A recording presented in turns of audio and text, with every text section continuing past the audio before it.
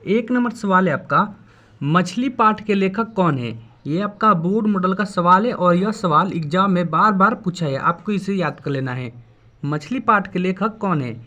तो मछली पाठ के लेखक विनोद कुमार शुक्ल है, सी इसका राइट आंसर है। अगला सवाल देखते हैं 2 नंबर, बहादुर कहाँ का रहने वाला था। ये भी आपका बोर्ड मॉडल का सवाल है, एग्जाम में पूछ सकता है। बहादुर कहाँ का रहने वाला था। तो बहादुर नेपाल का रहने वाला था, सी इसका राइट आंसर है। 3 नंबर सवाल है, नौबत खाने में इबादत साहित्य की कौन सी विद्या है। नौबत खाने में इबादत साहित्य की कौन सी विद्या है। तो नौबत खाने में इबादत साहित्य की व्यक्ति चित्र है, सी इसका राइट आंसर हो जाएगा। अगर सवाल पूछे नौबत खाने में इबादत किसकी रचना है, तो यह रचना यतीन्द्र मिश्र की है। ये भी सवाल आपको याद कर लेना है, एग्जाम में पूछ सकता है। अगला सवाल देखते हैं 4 नंबर, निम्नलिखित वाक्यों में से शुद्ध वाक्य का चयन कीजिए। निम्नलिखित वाक्यों में से शुद्ध वाक्य का चयन करना है आपको। तो इसका राइट आंसर हो जाएगा ऑप्शन नंबर डी, हमारा विचार तो यही है, डी इसका राइट आंसर हो जाएगा। 5 नंबर सवाल है, निम्नलिखित वाक्यों में से शुद्ध वाक्य का चयन कीजिए। इसमें भी सवाल में आपको शुद्ध वाक्य का चयन करना है। तो शुद्ध वाक्य हो जाएगा ऑप्शन नंबर ए, यहाँ गाय का शुद्ध दूध मिलता है।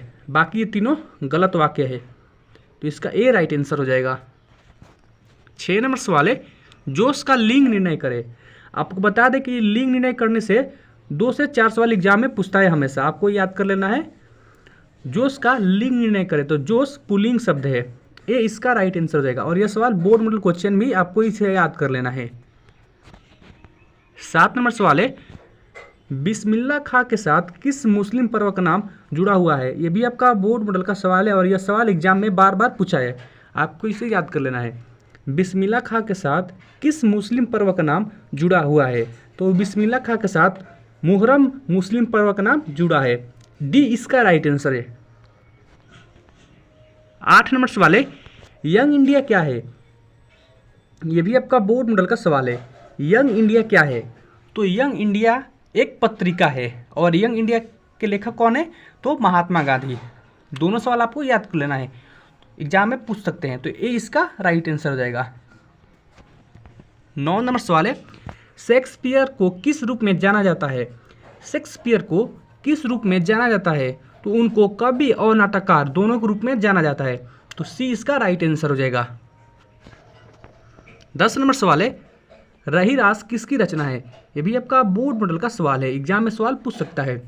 रहीरास किसकी रचना है। तो रहीरास गुरु नानक की रचना है, बी इसका राइट आंसर है।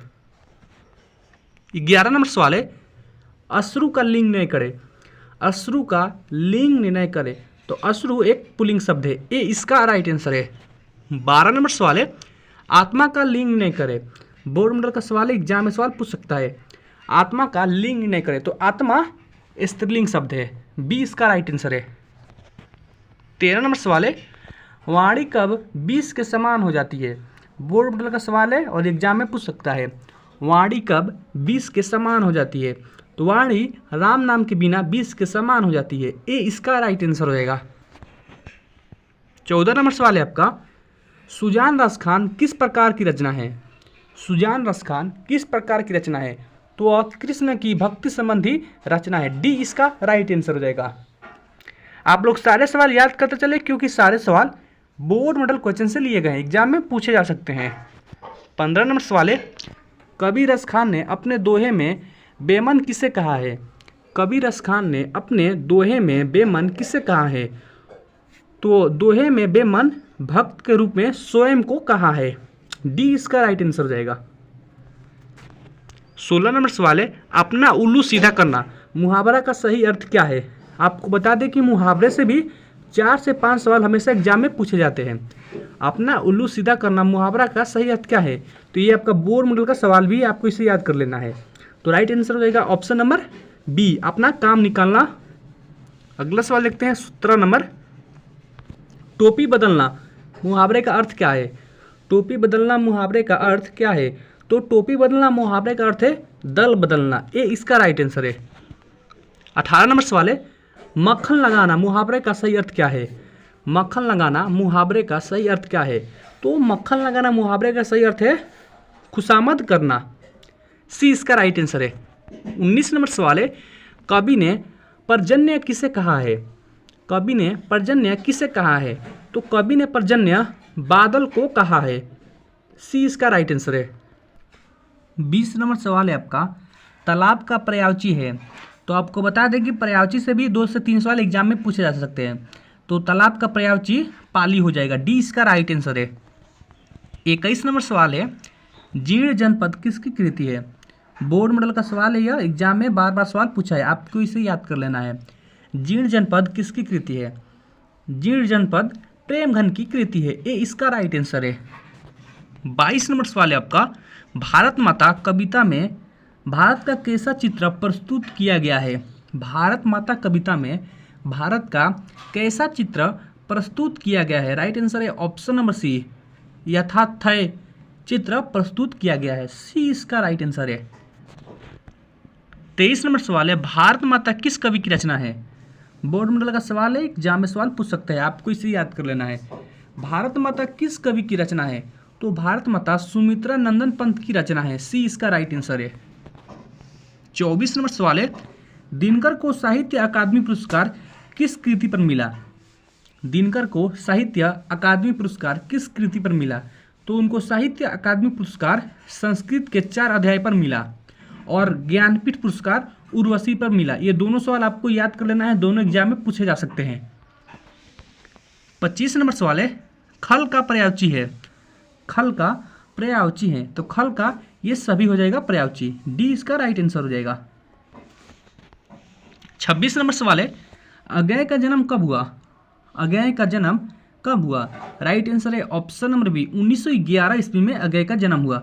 बी इसका राइट आंसर हो जाएगा। 27 नंबर सवाल है, शहर को बचाना है। शहर को बचाना है, तो शहर को नादिरों से बचाना है। सी इसका राइट आंसर है। 28 नंबर सवाल है, चंदन का पर्यायवाची शब्द है। चंदन का पर्यायवाची शब्द है, तो चंदन का पर्यायवाची शब्द ये हो जाएगा ये सभी, गंधराज भी, मलय भी, श्रीखंड भी। तो ये डी राइट आंसर हो जाएगा, ऑप्शन नंबर डी, ये सभी। 29 नंबर सवाल है, स्वच्छता का विपरीतार्थिक शब्द होगा। स्वच्छता का विपरीतार्थिक शब्द होगा, तो स्वच्छता का विपरीतार्थिक शब्द अस्वच्छता होगा। सी इसका राइट आंसर हो जाएगा। 30 नंबर सवाल है, इहलोक का विलोम क्या होगा? इहलोक का विलोम क्या होगा? तो इहलोक का विलोम परलोक होगा। ई इसका राइट आंसर है। 31 नंबर सवाल है, नदियों को बचाना है।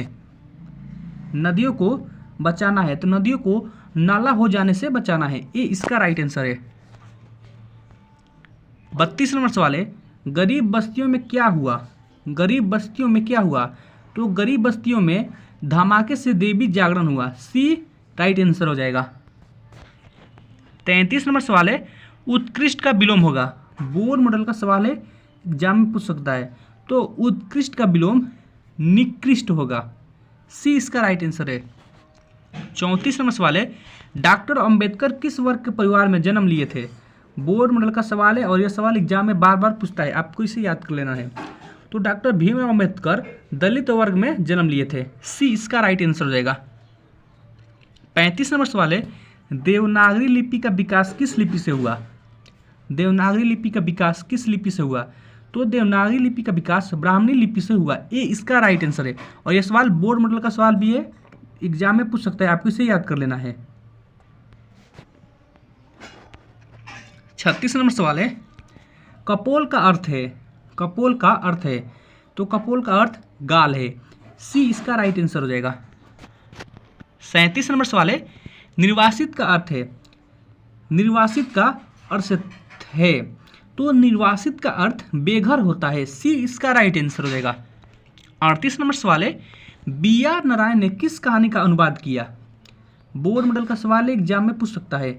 बी आर नारायण ने किस कहानी का अनुवाद किया? राइट आंसर हो जाएगा ऑप्शन नंबर बी, दही वाली मंगमा कहानी का हिंदी में बी आर नारायण ने अनुवाद किया था। बी इसका राइट आंसर हो जाएगा। 39 नंबर सवाल है, श्रीनिवास किस भाषा के साहित्यकार हैं? ये भी आपका बोर्ड मॉडल का सवाल है। श्रीनिवास किस भाषा के साहित्यकार है? तो श्रीनिवास कन्नड़ा भाषा के साहित्यकार है। ये इसका राइट आंसर है। 40 नंबर सवाल है, पवन में कौन सी संधि है? बोर्ड मॉडल का सवाल है, एग्जाम में पूछ सकता है। पवन में कौन सी संधि है? तो पवन में अयादी संधि है, डी इसका राइट आंसर है। 41 नंबर सवाल है, माँ कहानी किस लेखक द्वारा रचित है? बोर्ड मॉडल का सवाल है, एग्जाम में सवाल पूछ सकता है। माँ कहानी किस लेखक द्वारा रचित है? तो माँ कहानी ईश्वर पेटलिकर द्वारा रचित कहानी है, सी इसका राइट आंसर है। 42 नंबर सवाल है, पवित्र का संधि विच्छेद क्या होगा? बोर्ड मॉडल का सवाल है, एग्जाम में पूछ सकता है। पवित्र का संधि विच्छेद क्या होगा? तो पवित्र का संधि विच्छेद पो प्लस इत्र होगा, बी इसका राइट आंसर हो जाएगा। 43 नंबर सवाल है, मनुष्य को नाखून की जरूरत कब थी? मनुष्य को नाखून की जरूरत कब थी? तो जंगली जीवन में, ये इसका राइट आंसर है। 44 नंबर सवाल है, असुरों के पास नहीं थे, असुरों के पास नहीं थे, तो असुरों के पास लोहे के अस्त्र नहीं थे, डी इसका राइट आंसर हो जाएगा। 45 नंबर सवाल है, वल्ली अमाल की पुत्री कौन थी? वल्ली अमाल की पुत्री कौन थी? तो वल्ली अमाल की पुत्री पापापति थी, बी इसका राइट आंसर हो जाएगा। 46 नंबर सवाल है, धरती कब तक घूमेगी के कहानीकार है? ये भी आपका बोर्ड मॉडल का सवाल है, एग्जाम में सवाल पूछ सकता है, चांस इसका ज़्यादा बनता है। तो धरती कब तक घूमेगी के कहानीकार सावर दैया है, डी इसका राइट आंसर है। 47 नंबर सवाल है, दीर्घायु में समास बताइए। ये भी आपका बोर्ड मॉडल का सवाल है, दीर्घायु में समास बताइए। तो दीर्घायु में कर्मधारय समास है, सी इसका राइट आंसर है। 48 नंबर सवाल है, पंचानन में समास बताइए। पंचानन में समास बताइए, ये भी आपका बोर्ड मॉडल का सवाल है। तो पंचानन में बहुव्रीहि समास है, डी इसका राइट आंसर हो जाएगा। 49 नंबर सवाल है, उत्तर भारत से नागरी लिपि के लेख कब से कब मिलने लगते हैं? तो राइट आंसर है ऑप्शन नंबर ए, 8वीं सदी से, ए इसका राइट आंसर हो जाएगा। 50 नंबर सवाल है, बहादुर पर कितने रुपए की चोरी का इल्जाम लगा था? ये भी आपका बोर्ड मॉडल का सवाल है, एग्जाम में सवाल यह पूछ सकता है, चांस इसका ज़्यादा बनता है, इसलिए आप इस सवाल को याद कर ले। तो बहादुर पर कितने रुपए की चोरी का इल्ज़ाम लगा था? तो 11 रुपये चोरी का इल्ज़ाम लगा था, किस पर? बहादुर पर, बी इसका राइट आंसर हो जाएगा। अगर आप चैनल पर पहली बार आए हैं, चैनल को सब्सक्राइब कर लें, वीडियो को लाइक करें और शेयर करें। फेसबुक पेज पर देख रहे हैं तो फेसबुक पेज को अवश्य फॉलो करें। मिलते हैं एक और नई वीडियो के साथ, तब तक के लिए जय हिंद, वंदे मातरम।